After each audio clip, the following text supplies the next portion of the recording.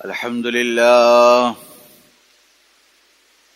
لله نحمده ونستعينه ونؤمن به ونتوكل عليه ونعوذ بالله من شرور أنفسنا ومن سيئات أعمالنا من يهده الله فلا مضل له ومن يضلله فلا هادي له وأشهد أن لا إله إلا الله وحده لا شريك له وأشهد أن سيدنا وسندنا ونبينا ومولانا محمدا عبده ورسوله صلى الله تعالى عليه وعلى آله وصحبه أجمعين. أما بعد فأعوذ بالله من الشيطان الرجيم. بسم الله الرحمن الرحيم. محمد رسول الله والذين معه أشداء على الكفار رحماء بينهم آمنت بالله صدق الله مولانا العظيم وصدق رسوله النبي الكريم ونحن على ذلك من الشاهدين والشاكرين والحمد لله رب العالمين. بزرگان محترم اور برادران عزیز، السلام علیکم ورحمۃ اللہ وبرکاتہ. جیسا کہ ہم جانتے ہیں کہ ماہ سفر ختم ہونے کو ہے اور ماہ ربیع الاول کی آمد ہے، اور یہ بھی ہمیں پتہ ہے کہ یہ وہ مبارک مہینہ ہے ربیع الاول کہ جس میں حضرت صلی اللہ علیہ وسلم کی ولادت باسعادت ہوئی تھی. یوں تو حضور اکرم صلی اللہ علیہ وسلم کا ذکر اور آپ کے سیرت کا تذکرہ اور آپ کی حیات طیبہ کا مطالعہ ہمیں پورے سال ہر روز ہر وقت کرنا چاہیے،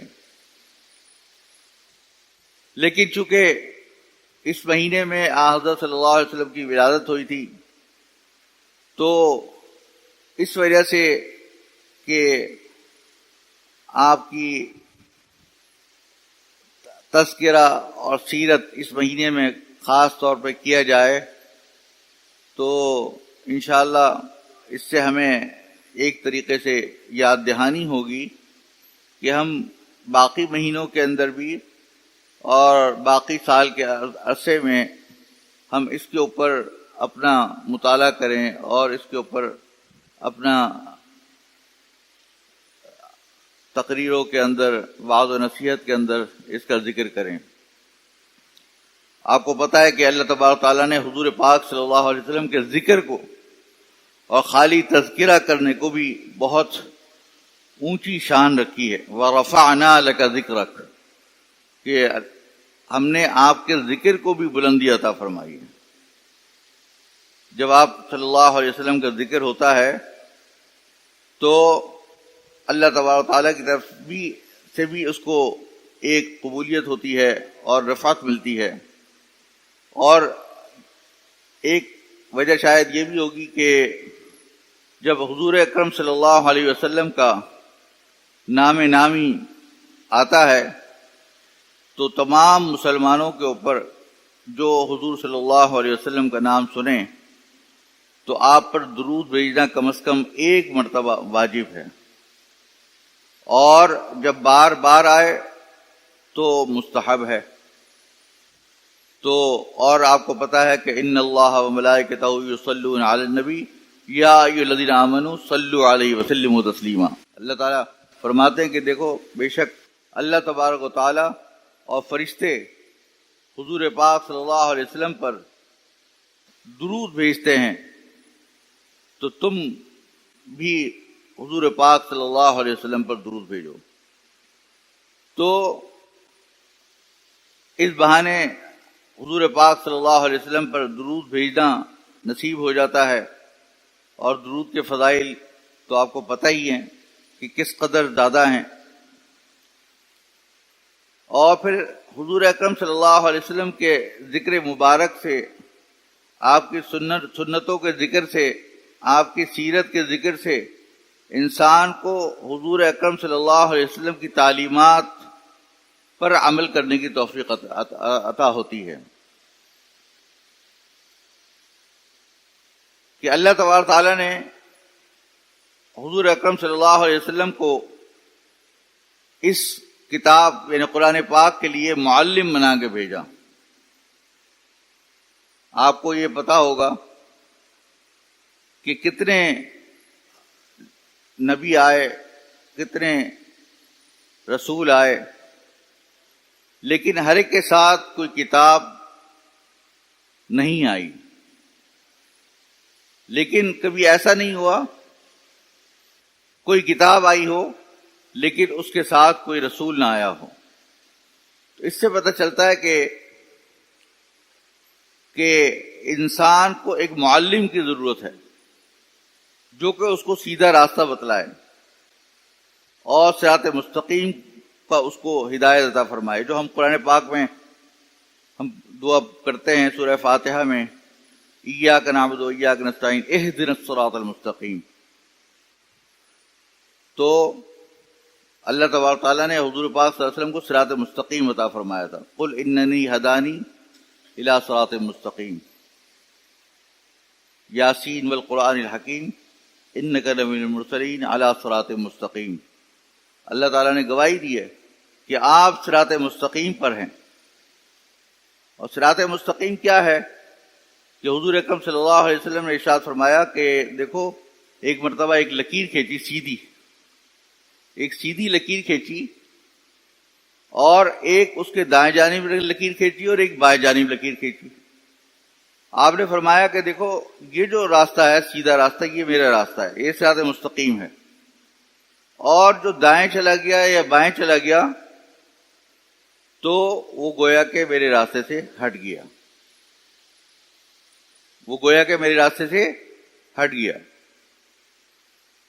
تو جو لوگ یہ کہتے ہیں کہ بھئی ہمارے لیے، بلکہ حدیث میں بھی آتا ہے کہ بہت سارے لوگ ایسے ہوں گے جو یہ کہیں گے کہ ہمارے لیے یہ قرآن کافی ہے، اور چنانچہ بہت سارے لوگ والعیاذ باللہ ایسے ہیں جو منکرین حدیث بھی ہیں، وہ حدیث کا انکار کرتے ہیں۔ تو آپ نے فرمایا کہ جو لوگ حدیث کا انکار کرتے ہیں وہ مومن نہیں ہیں، وہ کافر ہیں، اور ان کے بارے میں کئی ساری احادیث ہیں جس کے اندر آپ نے فرمایا کہ جو قرآن کریم سے ثابت ہے کہ وَمَن يُطِعِ الرَّسُولَ فَقَدْ أَطَاعَ اللَّهَ، اور جو اللہ تعالیٰ سے جو رسول کی اطاعت کرے گا وہ در حقیقت اللہ تعالیٰ کی اطاعت کرے گا۔ تو رسول اکرم صلی اللہ علیہ وسلم کی اطاعت ہم سب کے لیے ضروری ہے۔ ایک اور جگہ قرآن کریم میں ارشاد فرمایا کہ قل ان کنتم تحبون اللہ فاتبعونی یحببکم اللہ، کہ اللہ تعالیٰ فرماتے ہیں کہ اگر تم مجھ سے محبت کرتے ہو، حضور صلی اللہ علیہ وسلم نے فرمایا کہ آپ ان سے کہہ دیجئے کہ اگر تم مجھ سے محبت کرتے ہو تو میری اتباع کرو تو اللہ تعالیٰ تم سے محبت کرے گا۔ تو حضور اکرم صلی اللہ علیہ وسلم کی جو اخلاق ہیں اس کی اتباع کرنے سے اللہ تبارک و تعالیٰ کی محبوبیت عطا ہوتی ہے۔ خود اللہ تبارک و تعالیٰ نے آپ کے اخلاق کی گواہی دی اور فرمایا کہ وَإِنَّكَ لَعَلَىٰ خُلُقٍ عَظِيمٍ، کہ بے شک آپ عظیم اخلاق کے مالک ہیں۔ حضرت عائشہ رضی اللہ تعالیٰ عنہ فرماتی ہیں کہ حضور پاک صلی اللہ علیہ وسلم کان خلق رسول اللہ صلی اللہ علیہ وسلم القرآن، کہ حضور پاک صلی اللہ علیہ وسلم کے اخلاق ہی در حقیقت قرآن تھے۔ تو حضور صلی اللہ علیہ وسلم کی سیرت اور سنت کو سمجھے بغیر ہم صحیح معنوں میں مسلمان نہیں ہو سکتے، اور ہمارے دلوں میں حضور اکرم صلی اللہ علیہ وسلم کی محبت، یہ ہمارے ایمان کا تقاضا ہے۔ ایک مرتبہ حضور اکرم صلی اللہ علیہ وسلم نے ارشاد فرمایا کہ تم لوگ ایمان کی حلاوت اس وقت تک نہیں پا سکتے، جو ایمان کی صحیح معنوں میں حلاوت ہے کہ مومن کو جو حلاوت نصیب ہوتی ہے، وہ اس وقت تک نہیں پا سکتے جب تک کہ 3 باتیں تمہارے اندر نہ پیدا ہو جائیں۔ جب تک کہ 3 باتیں تمہارے اندر پیدا نہ ہو جائیں۔ پہلی بات کیا ہے کہ تمہیں اللہ اور رسول سے اپنی جان سے بھی زیادہ اور رشتہ داروں میں سب سے زیادہ اللہ اور رسول سے محبت ہو۔ سب سے پہلی چیز یہ ہے۔ دوسری یہ کہ جس کے لیے تو محبت کرو تو وہ بھی اللہ ہی کی خاطر محبت ہو، اور اگر کسی سے تمہیں محبت نہ ہو تو وہ بھی صرف اللہ ہی کی وجہ سے ہو۔ الحب للہ والبغض للہ۔ اور تیسرا یہ کہ تمہیں ایمان لانے کے بعد کافر ہونا اتنا زیادہ ناگوار ہو، ناپسندیدہ ہو، جیسے کسی شخص کو آگ میں ڈالا جانا۔ جب یہ 3 باتیں تمہارے اندر پائی جائیں گی تو پھر تم صحیح معنوں میں مومن بنو گے۔ تو انسان کو اپنی جان سے بھی زیادہ حضور اکرم صلی اللہ علیہ وسلم سے محبت ہونی چاہیے۔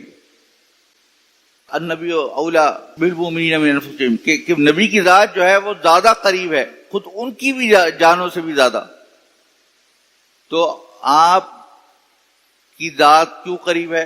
اس لیے کہ ہمارے لیے جو سب سے زیادہ قیمتی ترین چیز ہے وہ ایمان ہے۔ آپ کو معلوم ہے کہ اگر کسی آدمی کے دل میں اگر ایک خردل، حبت خردل جس کو کہا جاتا ہے، ایک تل کے دانے کے برابر بھی اگر ایمان ہوگا تو اس کو جہنم سے نکال دیا جائے گا۔ تو ایمان اتنی زبردست چیز ہے۔ اور الیاذ باللہ جب انسان کوئی گناہ کرتا ہے تو اس وقت اس حالت کے اندر وہ مومن نہیں ہوتا۔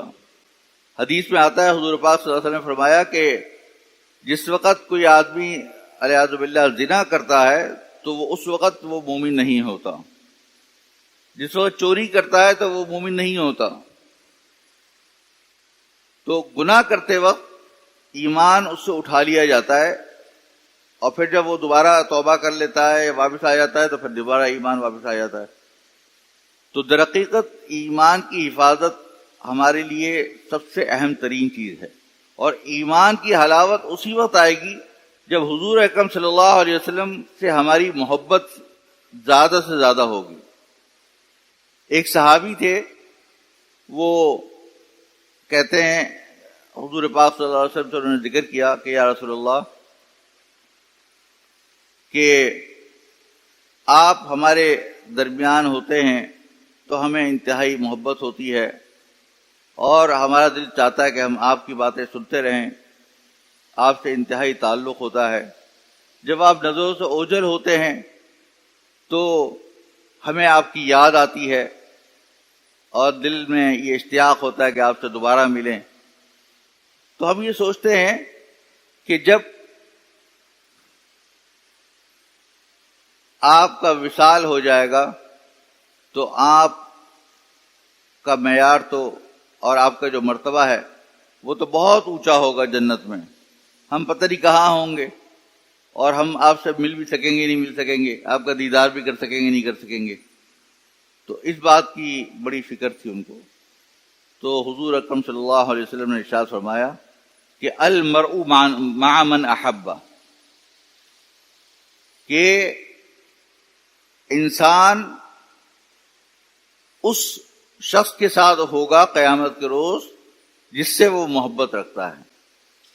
اگر تم حضور اکرم صلی اللہ علیہ وسلم سے اتنی محبت رکھتے ہو تو تمہارا حشر بھی پھر حضور پاک صلی اللہ علیہ وسلم کے ساتھ ہوگا۔ کتنی اہم بشارت تھی، اس کو سب صحابہ کرام سن کر انتہائی خوش ہو گئے۔ تو در حقیقت حضور اکرم صلی اللہ علیہ وسلم سے محبت کرنا یہ ہمارے ایمان کا انتہائی اہم ترین حصہ ہے، اور یہ جتنا زیادہ ہم سیرت کا، آپ کی جو احادیث ہیں اس کا مطالعہ کرتے چلے جاتے ہیں، ہمارے دل میں حضور صلی اللہ علیہ وسلم کی محبت بڑھتی چلی جاتی ہے۔ اور در حقیقت سچی بات یہ ہے کہ حضور پاک صلی اللہ علیہ وسلم کو جو آپ کو ہماری طرف مبعوث کیا گیا، بھیجا گیا، یہ اللہ تبارک و تعالیٰ کا ایک بہت بڑا احسان ہے تمام جہان والوں کے لیے، تمام انسانیت کے لیے۔ وما ارسلناک الا رحمت للعالمین، ہم نے تمام جہانوں کے لیے آپ کو رحمت بنا کے بھیجا، کیونکہ اس سے پہلے حضور پاک صلی اللہ علیہ وسلم سے پہلے کوئی ہدایت نہیں تھی، کوئی تعلیم نہیں تھی، لوگوں کو پتہ نہیں تھا کہ زندگی کس طرح گزر بسر کرنی ہے، کیا عبادات کرنی ہیں، کیا معاشرت اختیار کرنی ہے، معاملات کیسے کرنے ہیں، عقیدہ کیا رکھنا ہے، اور اخلاق کیسے ہونے چاہیے، انسان کا دل کی جو کیفیات ہیں ظاہری اور باطنی وہ کیسی ہونی چاہیے، یہ سب چیزوں کے بارے میں ہم کیا تھے؟ لا علم تھے۔ بہت سارے احکامات حضور پاک صلی اللہ علیہ وسلم نے، آپ پڑھیں گے، حالانکہ آپ امی تھے، بہت سارے احکامات آپ نے ایسے دیے کہ جس کی ہمیں بظاہر اس کی کوئی وجہ یا حکمت یا ریشنل کہہ دیجیے وہ سمجھ میں نہیں آتی، لیکن اگر اس پہ عمل کیا جائے تو پوری دنیا کا فلاح ہے۔ اب دیکھیں جو معاملات ہیں اس کے اندر جو آپ کے احکامات ہیں، آپ غور کیجئے کہ جس کے اندر اللہ تبارک تعالیٰ نے ربا کو، سود کو حرام قرار دیا، اور ربا کی دو قسمیں ہیں، ربا النسیہ اور ربا الفضل، اس کو حرام قرار دیا، قمار کو حرام قرار دیا، میسر، سود، سٹہ، اس سب کو حرام قرار دیا، بیع قبل القبض کو حرام قرار دیا،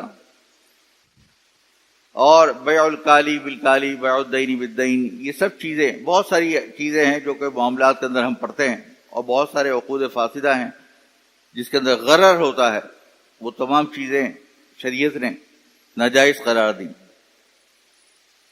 تو یہ جو چیزیں ہیں، اب اس کا کیا فائدہ ہے، کیا نقصان ہے، وہ ایک عام آدمی نہیں نکال سکتا۔ آج کے دور میں بہت سارے لوگ مختلف جو تقسیم دولت کا نظام ہے اس کے لیے مختلف تجاویز دیتے ہیں۔ پہلے ایک زمانہ آیا تھا، لوگوں نے کہا کہ بھائی مکمل طور پہ مساوات ہونی چاہیے، تو انہوں نے سوشلزم کا نظام لے کر آ گئے اور کمیونزم کا نظام، لیکن وہ چونکہ غیر فطری نظام تھا، وہ کہتا تھا کہ سارے لوگ بالکل برابر ہوں، حالانکہ ایسا نہیں ہے، سارے لوگ تو برابر ہو ہی نہیں سکتے۔ نحن قسمنا بینہم معیشتہم فی الحیاۃ الدنیا ورفعنا بعضہم فوق بعض درجات لیتخذ بعضہم بعضا سخریا، کہ یہ ہم نے تقسیم کیا ہے لوگوں کو، کہ بعض کو اوپر رکھا ہے، بعض کو نیچے رکھا ہے، اور یہ اس لیے کیا تاکہ تم میں سے بعض لوگ بعض لوگوں سے کے کام آ سکیں۔ اگر سب لوگ برابر ہو جائیں گے تو پھر خادم اور مخدوم کون ہوگا؟ سب لوگ کہیں گے جی ہم تو مخدوم ہیں، ہماری خدمت، ہم تو خدمت صرف لے سکتے ہیں، اب ان کے لیے خادم کہاں سے رہیں؟ تو اللہ تبارک تعالیٰ نے یہ جو تقسیم کی ہے معیشت کی، آپ دیکھتے ہیں کہ کتنے ہزاروں لاکھوں ڈاکٹر ہیں، کتنے ہزاروں لاکھوں انجینئر ہیں، کتنے سائنسدان ہیں، کتنے عالم ہیں، مختلف کتنے قانون دان ہیں۔ یہ ساری تقسیم اگر کبھی کوئی حکومت کرنا چاہے کہ کتنے ہونے چاہیے، کیا کر سکتی تھی؟ ناممکن تھا۔ یہ تو اللہ تبارک تعالیٰ کی تقسیم ہے کہ اللہ تعالیٰ نے حسب ضرورت جہاں جس چیز کی ضرورت تھی اتنے لوگوں کو وہاں پر کر دیا، اور ان کو تقسیم جو رزق عطا فرمایا وہ بھی اپنے جہاں پر جس کی صلاحیت تھی یا جتنے اس کے لیے اہلیت تھی، یا اب اللہ تعالیٰ کی جہاں مرضی تھی، تو آپ اللہ تعالیٰ نے اس کو اسی حساب سے رزق عطا فرمایا. تو کوئی مالدار بن گیا تو کوئی غریب بن گیا، کسی کے پاس زیادہ پیسہ ہے تو کسی کے پاس کم پیسہ ہے. لیکن اب جو ایک اور نظام ہے جس کو کہتے ہیں سرمایہ دارانہ نظام، کیپٹلزم، اس پہ یہ ہوتا ہے کہ وہ سارے لوگ مکمل طور پہ آزاد ہوتے ہیں. اب چاہے وہ سود خوری کریں، چاہے جوا کھیلیں، چاہے غرر کی ٹرانزیکشن ہو، چاہے شارٹ سیل کریں، چاہے بیع قبل القبض کریں، چاہے فیوچر فارورڈ کی اور مستقبلیات کے سودے کریں، جو مرضی آئے کرتے پھریں، ان کے لیے آزادی ہے. لیکن آپ دیکھیں اس کا نتیجہ کیا نکلتا ہے. نتیجہ یہ نکلتا ہے کہ ساری دولت جو عوام کی ہے وہ سکڑ کر چند ہاتھوں میں چلی جاتی ہے. جو کروڑوں کھربوں اربوں لوگ ہیں ان کی دولت کے چند سو لوگ مالک بن جاتے ہیں. یہ بھی صحیح نہیں ہے. قرآن کریم فرمایا کہ کئی لا یکون الدولۃ بین الاغنیاء منکم، کہ تمہاری دولت چند ہاتھوں میں مرتکز نہیں ہونی چاہیے. یہ نہیں ہو کہ ساری دولت جو ہے وہ چند ہاتھوں میں چلے جائے. اور یہ کیپٹلزم میں ہوتا ہے. یہ اس وجہ سے ہوتا ہے کہ یہ در حقیقت منصفانہ تقسیم نہیں ہو پاتی، ایک فطری تقسیم نہیں ہو پاتی، کیونکہ یہ لوگ اچانک مالدار بن جاتے ہیں. بعض اوقات بہت سے لوگ سٹا کھیلنے کی وجہ سے، سود کے اندر سودی کاروبار کرنے کی وجہ سے بھی بہت سارے لوگ مالدار بن جاتے ہیں، بلا وجہ بغیر کسی محنت کیے ہوئے، بغیر کسی قسم کا تجارتی رسک لیے ہوئے مالدار بن جاتے ہیں. اسی طریقے سے بہت سارے دھوکے بازی کے ایسے کام کرتے ہیں کہ جس سے کہ جھگڑے پیدا ہوتے ہیں، فساد پھیلتا ہے، اور لوگ جو ہے وہ اچانک چند لوگ مالدار ہوتے تھے، جب غالب آ جاتے ہیں دوسرے لوگ مغلوب ہو جاتے ہیں. اب یہ جو تعلیمات ہیں، اب بہت سارے لوگ یونائٹڈ نیشن ہے مثال کے طور پہ اقوام متحدہ، اس نے جو ہے وہ باقاعدہ SDG کہتے ہیں اس کو، سسٹینیبل ڈیولپمنٹ گولز، 18 ان کے گول ہیں کہ کس طریقے سے پاورٹی اور غربت کو دور کیا جائے، اور بہت ساری اس میں چیزیں انہوں نے بتائی ہیں. لیکن وہ ساری کیا ہیں؟ وہ انسان کی اپنی تھاٹ ہیں، اپنی ان کی فکر اور اپنی سوچ کا نتیجہ ہے. ابھی وہ تجربے کرتے ہیں، ایک تجربہ کرتے ہیں کہ جی فلاں ریگولیشن لے آئیں، کچھ عرصے بعد وہ فیل ہو جاتا ہے کہ جی یہ تو مناسب نہیں ہے. جیسے آپ دیکھتے ہیں ڈاکٹروں میں میڈیکل میں کہ کوئی دوا آتی ہے اور کچھ عرصے بعد یہ کہہ دیا جاتا ہے کہ یہ دوا جو ہے یہ اس کے بہت نقصانات ہیں، یہ دوا استعمال نہ کی جائے.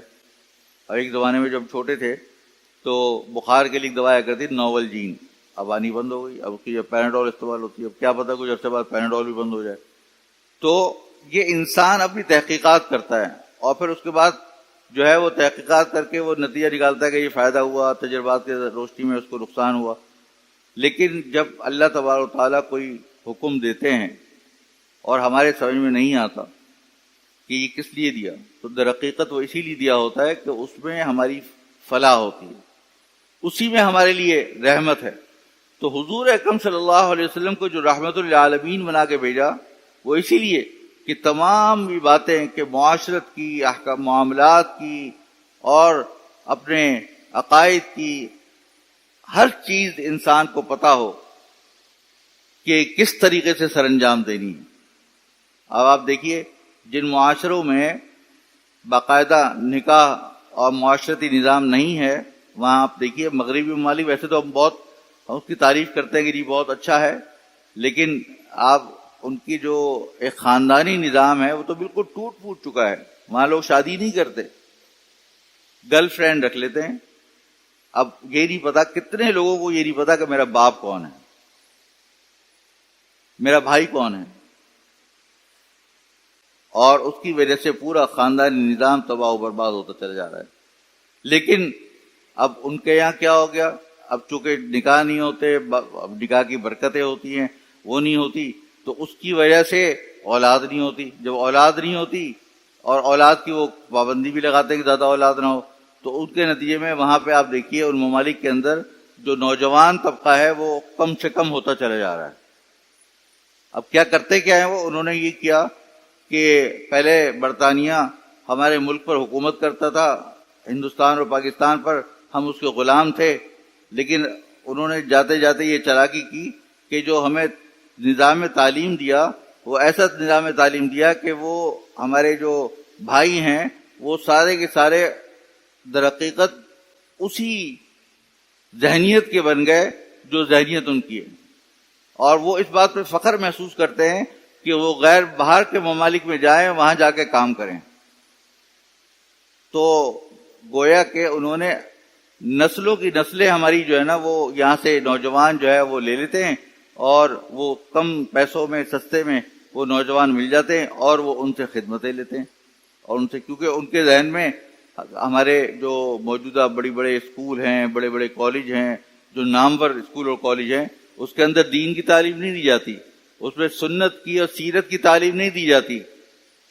تو ہمارے بچوں کو یہی پتہ نہیں ہے، عقائد کا پتہ نہیں ہے، عبادات کا پتہ نہیں ہے، طہارت کا پتہ نہیں ہے.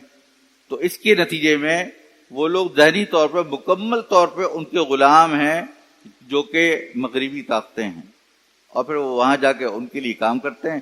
اور یہ بات شاید میں نے مقدمہ ابن خلدون میں ایک مرتبہ پڑھی تھی کہ یہ جو دارالحرب وغیرہ کے اندر جو مسلمان رہتے ہیں تو ان کا جو ہے وہ ایک پہلی نسل تک تو وہ شاید اپنی کچھ حفاظت کر لیں، لیکن دوسری اور تیسری نسل کے اس کا کیا بنتا ہے؟ وہ کافر بن جاتا ہے. مسلمان رہتے ہیں کیونکہ وہ آپس میں خلط ملط ہو جاتے ہیں، کوئی گورا سے شادی کر لیتا ہے، کوئی انگریز سے شادی کر لیتا ہے، اور پھر اس کے بچے ہوتے ہیں، کسی کا پتہ نہیں ہوتا پھر ان کا مذہب کیا ہے، ان کی اولاد کا مذہب کیا ہے. وہ جو بیوی ہوتی ہے اگر وہ عیسائی ہوتی ہے، یہودی ہوتی ہے، تو وہ چاہتی ہے کہ میرے مذہب پہ ہو.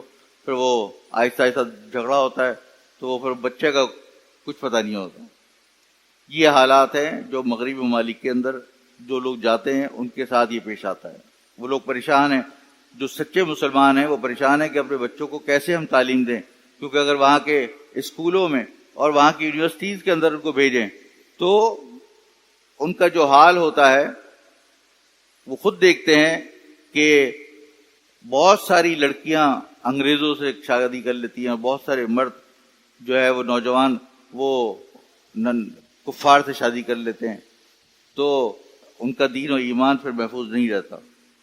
لیکن ہمارے ہاں پوری قوم کو یہ فکر لائق ہے کہ کسی طریقے سے ہم اعلیٰ سے اعلیٰ تعلیم حاصل کریں تاکہ ہم امریکہ اور کینیڈا اور یورپ میں نکل جائیں اور وہاں جا کے انگریزوں کی خدمت کریں، اپنے ملک کی خدمت نہ کریں. یہ ملک جو کہ ایک اسلام کے لیے بنا تھا، اور ہمارے بزرگوں نے اس کے لیے کتنی کوششیں کی کہ اس کے لیے محنت کریں، اس کو اوپر لے کر آئیں، تو جتنے قابل لوگ ہیں وہ سارے نکل جاتے ہیں. تو مقصد کہنے کا یہ ہے کہ ہمارے حضور پاک صلی اللہ علیہ وسلم کی جو تعلیمات ہیں نا وہ تو پورے دین، جو پورا ہمارے زندگی کے ایک ایک شعبے کے لیے ہیں، پوری تعلیم ہے وہ. اور اس پہ اگر ہم عمل کرتے ہیں تو ہمیں صحیح معنوں میں پتہ چلتا ہے کہ زندگی انسان کو کیسے گزر بسر کرنی چاہیے. لیکن ہمارے یہاں علم کے فقدان جو کہ باہر کے اسکولوں میں ہیں، تو اس کے اندر یہ چیز سیرت کو نہیں پڑھایا جاتا. تو یہ بہت ضروری ہے ہمارے لیے اور اپنے احبہ کے لیے اور اپنے اصدقاء اور دوستوں کے لیے کہ ان کو بتایا جائے کہ دیکھو بھائی، جب تک کہ سیرت نہیں پڑھو گے تو ایمان مکمل نہیں ہو سکتا، کیونکہ جب تک سیرت پر عمل نہیں ہوگا تو ایمان کا راستہ مکمل نہیں ہو سکتا. حضور پاک صلی اللہ علیہ وسلم سے محبت جتنی ہونی چاہیے وہ نہیں ہو پائے گی. لہذا ہم سب لوگوں کو، خود بھی اور دوسرے لوگوں کو بھی یہ تلقین کرنی چاہیے. میں کل ایک حدیث پڑھ رہا تھا، اس پہ وہ بیان کر کے میں ختم کرتا ہوں بات. ویسے تو آپ نے یہ حدیث سنی ہوگی، مشہور حدیث ہے کہ اگر تم میں کوئی آدمی کسی منکر کام کو ہوتا ہوا دیکھے تو اس کو، اگر اس کو طاقت ہو تو ہاتھ سے روکے، اور اگر ہاتھ سے روکنے کی طاقت نہ ہو تو زبان سے اس کو کہے، اور اگر زبان سے کہنے کی طاقت نہ ہو تو کم از کم دل سے برا جانے. اور فرمایا کہ وذالک اضعف الایمان، وذالک اضعف الایمان. تو اسی جیسی ایک دوسری حدیث میں مشکات میں پڑھ رہا تھا کہ جس میں یہ کہا گیا کہ جو آدمی کسی برے کام کو ہوتا ہوا دیکھے تو اگر وہ منع کر سکتا ہو ہاتھ سے تو ہاتھ سے روکے، ورنہ زبان سے روکے، اور اگر اس کی بھی طاقت نہ ہو اور صرف دل سے برا جانے تو یہ کرے۔ اور پھر فرمایا کہ یہ جو ہے یہ والی اس جو تیسری صورت ہے یہ ایمان کا اس کا مطلب ہے کہ اس کے دل میں ایمان کا ایک حبت و خردل ہے، ایک تل کے برابر اس کا ایمان ہے دل کے اندر۔ اب ہم اپنا دیکھ لیں، اپنا محاسبہ کر لیں کہ ہمارے سامنے جو کچھ کرپشن ہو رہا ہے، ہو رہی ہے، جو برائیاں پھیلی ہوئی ہیں، بے حیائی اور جو چیزیں ہمارے دل میں، کیا کم از کم برائی کا احساس ہوتا ہے پیدا یا نہیں ہوتا؟ یا ہم زبان سے برا بھلا کہتے نہیں کرتے؟ کچھ دعوت اللہ کرتے ہیں، کچھ تبلیغ میں نکلتے ہیں، کچھ محنت کرتے ہیں، کچھ کوشش کرتے ہیں ان کو صحیح کرنے کی، یہ نہیں کرتے، امر بالمعروف کرتے ہیں نہیں کرتے۔ تو اگر نہیں کرتے تو یہ ہمارے لیے بڑی خطرناک بات ہے، بہت ہی خطرناک بات ہے۔ تو ہمیں اس سب کی فکر کرنی چاہیے، ہمیں لوگوں کی اپنی بھی فکر کرنی چاہیے اور ساتھیوں کی، مسلمانوں کی فکر کرنی چاہیے، ان کو سمجھانا چاہیے، کوئی غلط کام ہو تو اس کو اللہ کے لیے سمجھانا چاہیے تاکہ کم از کم ہم اس تیسرے مرتبے میں نہ جائیں، اضعاف الایمان والے مرتبے میں نہ جائیں، اس سے اوپر والے مرتبے میں ہوں۔ ہاتھ سے منع کرے یا زبان سے منع کرے، دعا فرمائے اللہ تبارک تعالیٰ سے کہ اللہ ہمیں ان تمام باتوں پر صحیح طریقے سے عمل کرنے کی توفیق عطا فرمائے اور حضور اکرم صلی اللہ علیہ وسلم کی سنتوں پر عمل پیرا ہونے کی اور اس کا مطالعہ کرنے کی اور پڑھنے پڑھانے کی توفیق عطا فرمائے۔ وآخر دعوانا ان الحمد للہ رب العالمین۔